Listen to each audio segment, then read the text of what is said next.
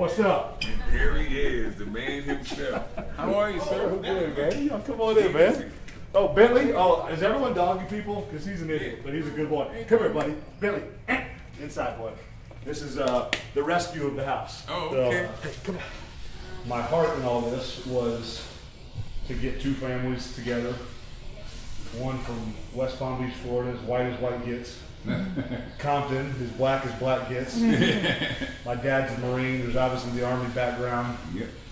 I'd known from our few conversations that there was probably a lot of similarities and a lot of like mental connection, but also know that as different as our backgrounds were, that there's going to be a lot of things that we probably either don't understand from each other or maybe just completely disagree on. My hope was to try to display, even though there'll be probably awesome similarities and grave differences, but a white family, a black family coming together, talking about all the nasty issues, but letting it be fun over dinner and just shooting, you know, around this and letting it be as organic can be, but have the discussions that I think America needs to have. Led with everyone having a couple listening ears, because what I've seen from my boys in my league is that there's just a whole bunch of nasty pride. From the white men, don't understand, don't care to understand, so I'm not going to listen, you need to stand for the flag. Right. Because of what it means for that individual, or even some of the brothers in the league, that they were raised similar to me. You know, that this flag means this country has done X, Y, and Z, and so, but you have a bunch of sides that don't really want to seem to listen, Right. and don't really want to seem to even try to for me to put your shoes on for a minute, you know? And ultimately we know that's impossible, but I can sure doggone try. That is highly commendable and highly irregular in these days. It is, I think that you are setting the example for our leaders. I think if our leaders followed the example of Pete Evans and invited the opposition or the opposing side to sit down, just like we're sitting down, and have a conversation instead of just being so stubborn and so blockheaded and go to war. Right now what we have is a civil war. It's the North versus the South. Nobody wants to give. Nobody's giving an inch.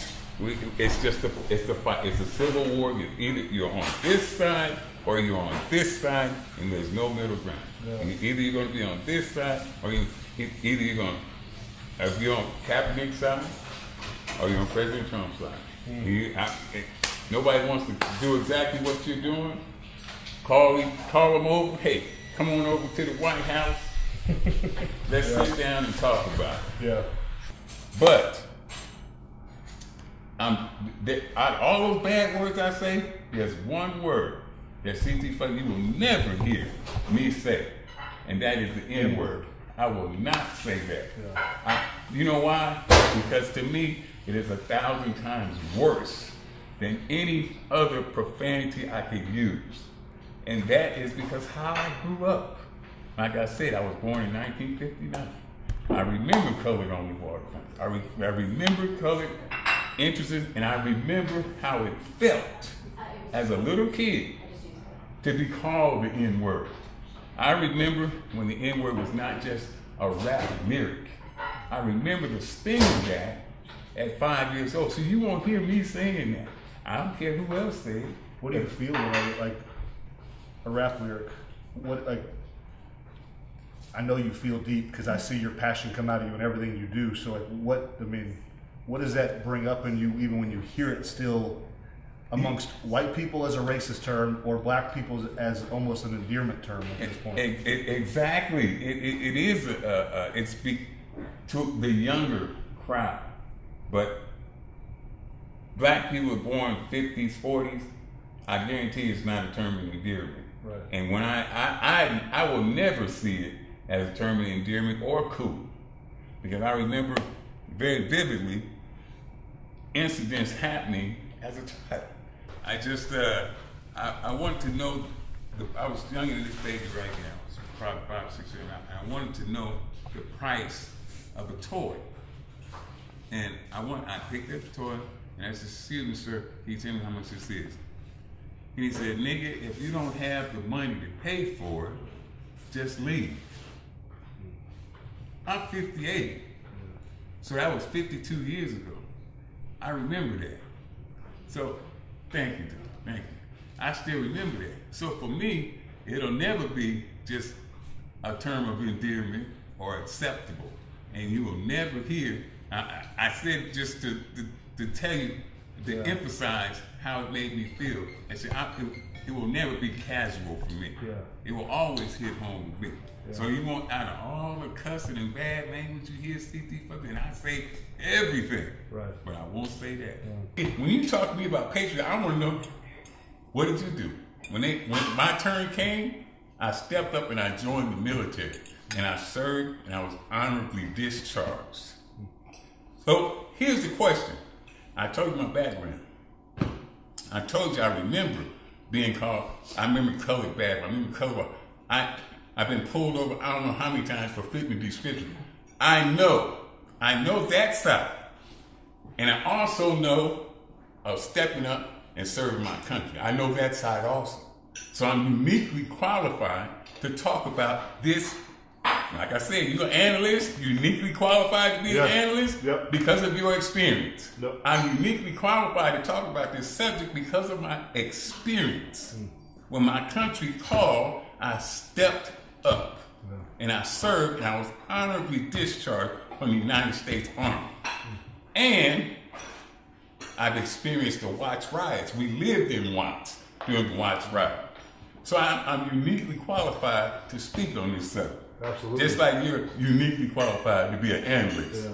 But the funny thing is, I didn't know any of that when I first reached out to you. Exactly. I just wanted two different worldly perspectives. Exactly. And this is where, and listen, because a lot of people would say, because even when you and I first started talking, you were like, well, he didn't even serve, so he can't be a patriot. I was thinking, I'm like, well, I didn't serve, and I think I'm patriotic. Yep. But the more you dig into your reasoning for saying that he's not qualified was the avoidance of having an opportunity at the time to be truly patriotic. Exactly. Which my dad, his twin brother, both uncles on my mom's side, both grandfathers, that's the lineage of the Evans family. What did you do when you had that opportunity? When you were called upon. Exactly. Yeah. Now, is it possible? Is it possible to be patriotic without having surgery? Yes. But when you're saying that the reason this guy's doing it because he's disrespecting and the army, not the army, just the whole armed forces. Armed forces, yeah. Now, when Francis Scott Key made the Star Spangled Banner, he was looking at a battlefield. So it's uniquely tied to the armed forces. So, okay, by not standing for it, you're disrespecting the armed forces.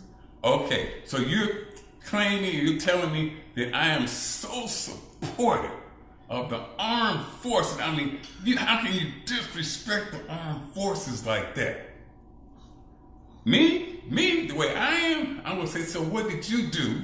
He disrespected the country and the armed forces. What did you do when your name was called?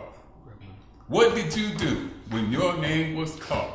When they called Trump, Mr. Trump, what did you do?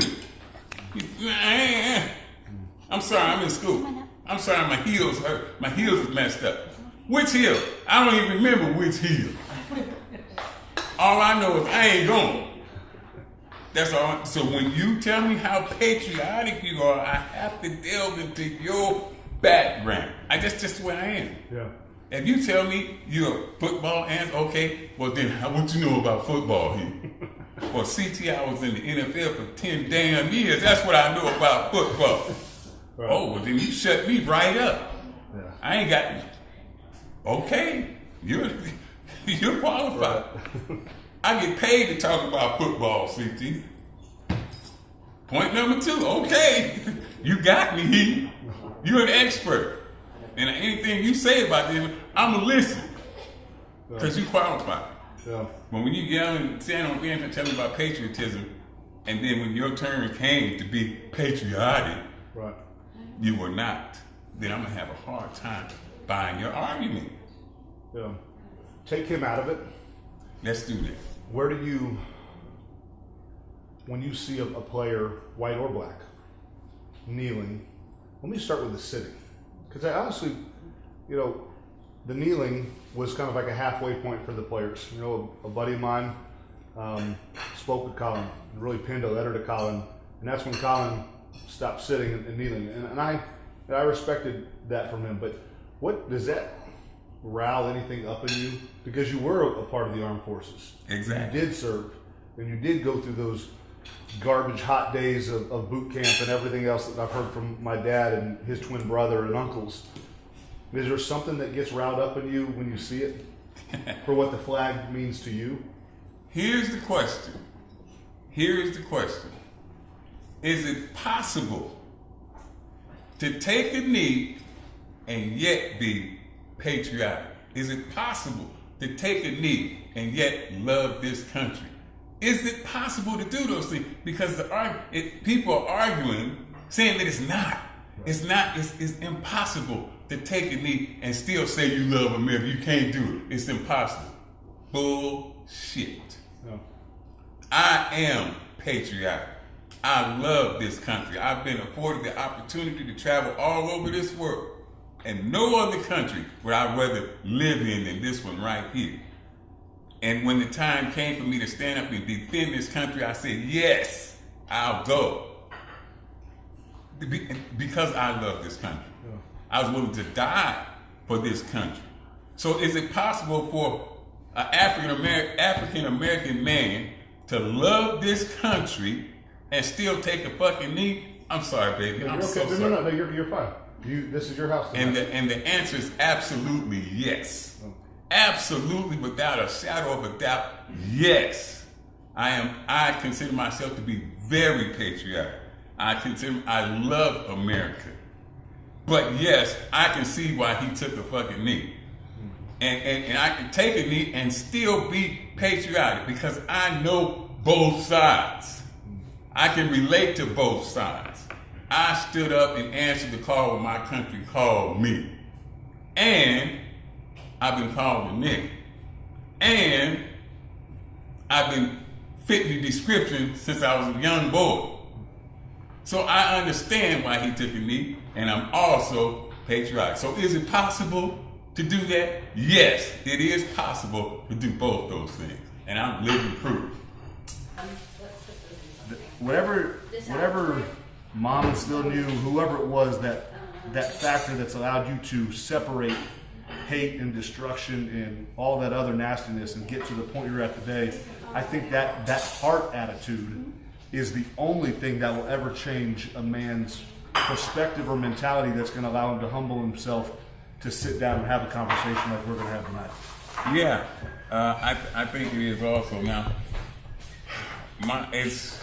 anybody knows me, they pretty much know the story of how I was raised. My dad was a Pentecostal minister, and in church all the time, and holier than that. Okay, I mean everything was a sin in Walter Fletcher's house. Everything was a sin. Music, dance, everything you could think of was a sin. Yeah. So I got beat, and when I say beat, I'm talking about broken bones beat, broken noses, and emergency room visits beat, not a spanking. Yeah. Walter Fletcher didn't spank. Walter Fletcher would try to kill you. So that is the environment that I was raised in. He was also a Korean War veteran. He had his age put up. He had a guy lie and say he was his dad, because his real dad, he didn't know. He had a guy lie and say that he was his father, signed it, and he went in the Korean War at 16 years old. So he's seeing dead bodies, people blown apart at 16. Now you just try to imagine what you were doing at 16. Yeah. So he came out of that thing crazy. He was a nut. And he never completely recovered from being there. Now this is just, he would only tell, the conversation that we're having now is more of a conversation I've ever had with my own father. We have never sit down and talked, and I'm 58 years old. We have never sit down and talked in my entire life. So I only know bits and pieces. He would let out a little bit, but never have we just sit down and had a real conversation, my father and I, never. So a lot of people say, well, you know, my dad was never there. My dad was there, and it was still pretty messed up. So sometimes you can have a dad in the home and it still not be such a great situation. Yeah.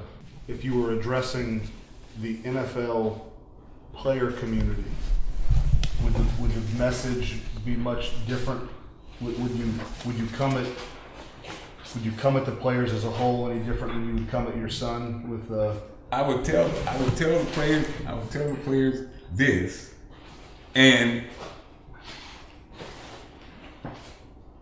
that you have to let the owners and everyone else know.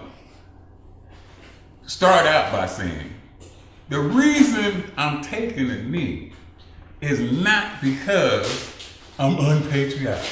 Let that be your first sentence. I'm not taking it. Look, I played in the league 7 years. The other 6 years, when the Star Spangled Banner came on, I stood my ass up like everybody else. So that, my record, my history alone shows you that I'm not unpatriotic. If I was unpatriotic and I hated the national anthem, I hated the flag, those other 6 seasons, I would have took a knee then. I'm not taking a knee because of the Star Spangled Banner or the national anthem. I'm not taking a knee because of that. I took a knee this year because I'm tired of what's happening in my community. It has nothing to do. I am patriotic.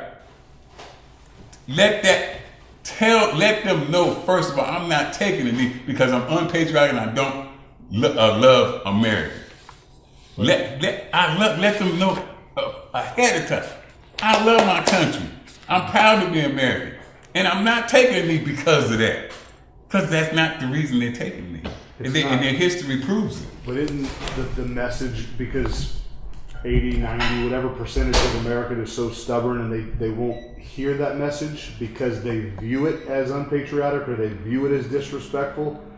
Is there any type of, has there been any thought in your mind of how the players now moving forward, now that we've got the world's attention, how they can maybe meet the American people halfway to continue to get to actually seek the change? Because between the president's tweets and pushing the NFL owners to make them stand, he's encouraged, I don't know, encourage is the wrong word because it's not encouragement.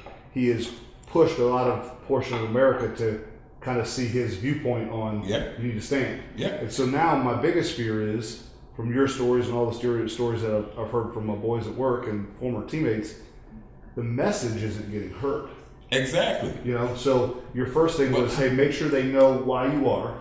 What would be the second thing to move it forward? Let me ask you, how many players have you heard say out of their mouth, I love America, I am patriotic, before they start any kind of, how many have you heard say that before they start talking about why they're taking leave? That's the first sentence out of their mouth. How many have you heard say that? Probably in those words, none. None. Yeah.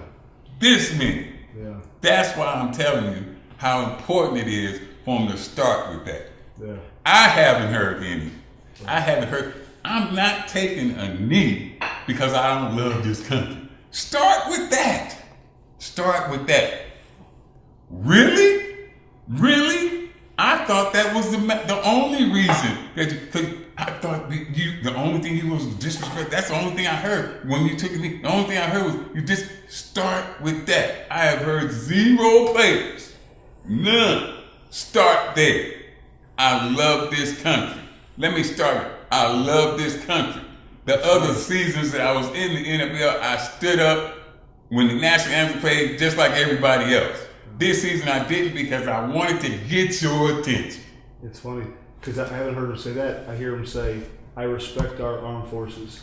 I respect the men and women, but they haven't said no, I do love this country. I just want it to be better. Or I do passionately love this country.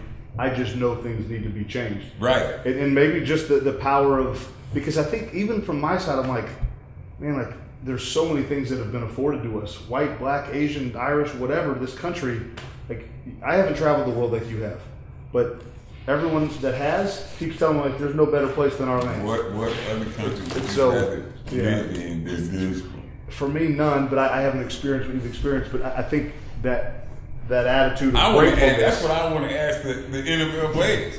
Yeah. What other country would you rather be in than this one? Yeah. I mean, and I bet you that there's a lot of them that wouldn't have a problem saying I love America. I mean, this is the only country that if they were asked. But see, we like I said, it's a civil war going on. He said, take a side, take a side, take a side. Nobody is willing to, hey, what if a guy, I can say it, because I'm CT fucking counting on my care about what I say.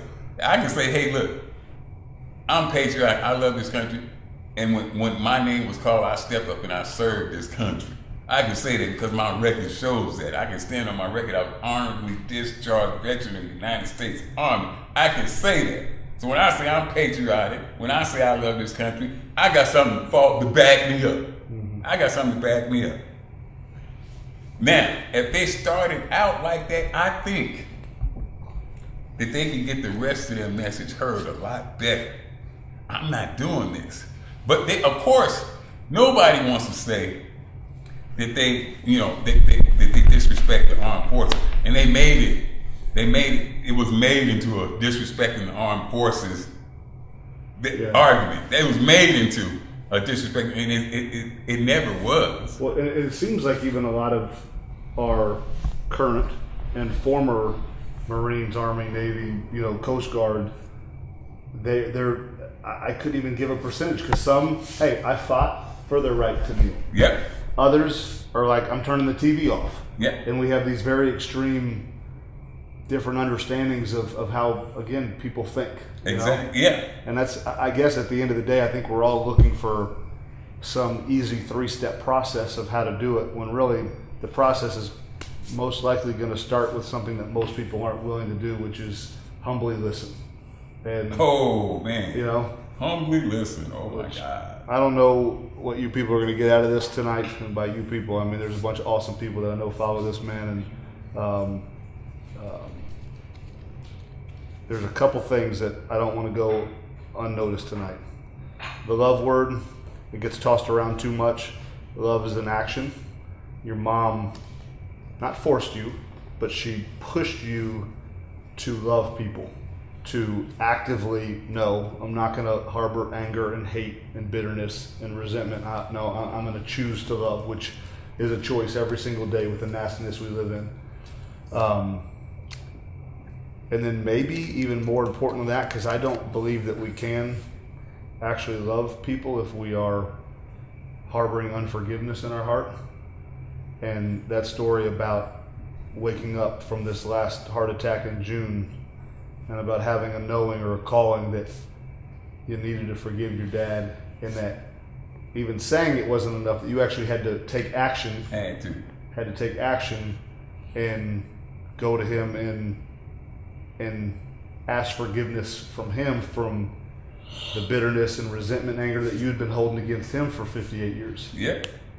So we got. I fully expect, and it's sort of one reason I was sort of leery about doing this. That I fully, because, like I said, my thing is don't discuss politics. If you want to lose friends fast, start talking about politics or start talking about religion. Yeah. Some people that you thought was your buddies, they won't be your buddy no more if they know where you stand politically or they know where you stand religiously. Yeah. So that's my thing. I don't want to bring none of that. I don't bring it. It's actually in the franchising paperwork of the ISYMFS franchise paperwork. No race, no religion, no politics, no female, no male. We all the same on the bar. That's in the paperwork. I insisted that it be there. It has to be in it because that's what I stand for. Yeah. So I know that when people view this a lot, they don't know what my political views are. Right. They don't know my background. This is the first time they're going to hear it. They don't know where I come from. So this is the first time, and I expect to probably lose some followers. And that, that's another reason. But you know what? So be it. If they don't like it, it's the truth. So if you don't like the truth, then I'm sorry. I'm sorry. I didn't mean to crush your little feelings or hurt your little feelings. But it's just the truth anyway. But I think that's kind of the beauty of some of the stuff you said. And again, I don't ever want to put words, but as I was like the way I sometimes think about things, and I see your story unfolding like in this house tonight, like I hope this is a word of encouragement to you that like what people see in you and what people are drawn to, like it's that light in you that came from the truth that your mom implemented in you at a young age. And they might see this ferocious attitude, but that ferocious attitude is a direct correlation of the light that's inside you. The forgiveness that you just offered your dad came from the fundamental ground of what your mom ushered into your heart as a young boy in dire situations. And so all the stuff that people pull and glean from you come from one source. And it's a source of humble love that really none of us deserve if we're willing to be honest with ourselves about who and what we really are. Thank you. Yeah. I'm so glad you said it because I definitely don't deserve it. Yeah. I am so unworthy that it's not even funny. But what I am is what my mom used to say all the time, and she was sick most of her adult life. I have a congestive heart failure. She died from congestive heart failure and her lungs, and all of her siblings. Mm-hmm. She had 9 brothers and sisters. They all passed away from heart-related problems. So I'm genetically geared for heart-related problems through my mom's side of the family. She suffered. She was in and out of the hospital, couldn't breathe, her lungs were bad. Every time, and I don't care how bad her condition was, every time you ask that woman, how was she? Hey, Mrs. Fletcher, how you feel today? I'm blessed. I'm blessed. She would always say, I'm blessed. So it was not just what she taught me. I had a living example to see. Every day, she was sick. She couldn't breathe. She's in the emergency. Mama, how you doing? I'm blessed. She could take it, man. So, with that example, when I see the little stuff that I got to go through, I don't think it ain't nothing. It's nothing. It's absolutely nothing. It's no problem. How you doing, CT? I'm blessed. I'm blessed, man. I'm sitting on this couch in this beautiful big ass house talking to Heath Evans. I'm blessed. I'm the blessed one, and all these people are going to watch are the blessed ones. But that perspective is everything. You know, and I think we see a lot of people on social media kind of pass out what I consider half-hearted things to try to encourage people, like almost a self-help thing.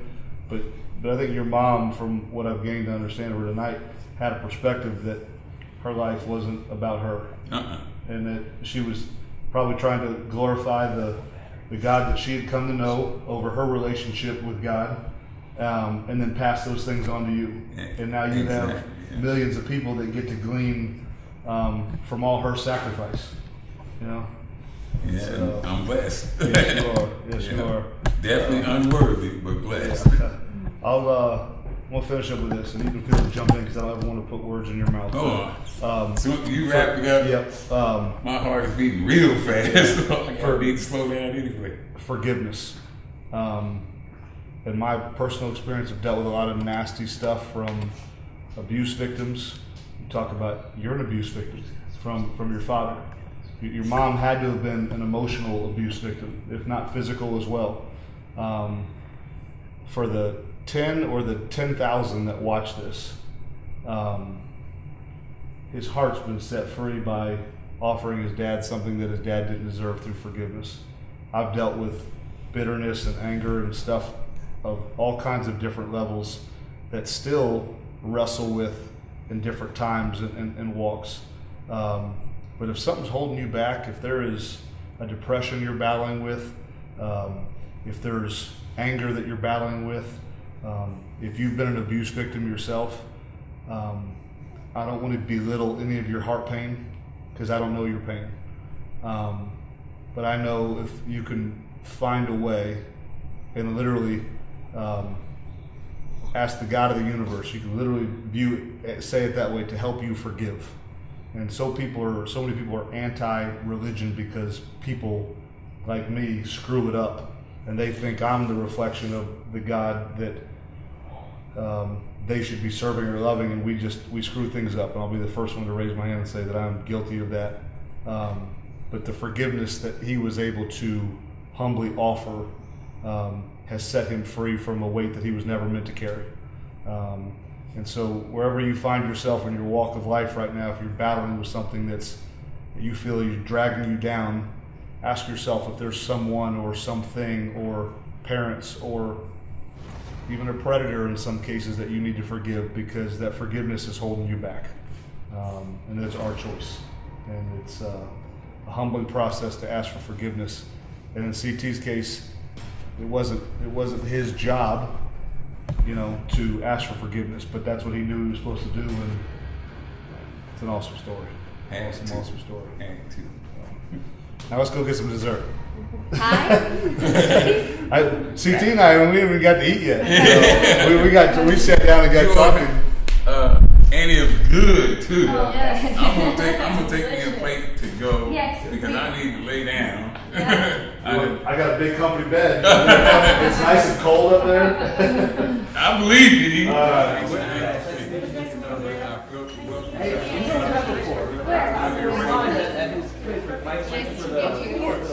Accept all that. Good. All right. Oh my gosh, my pleasure. My pleasure.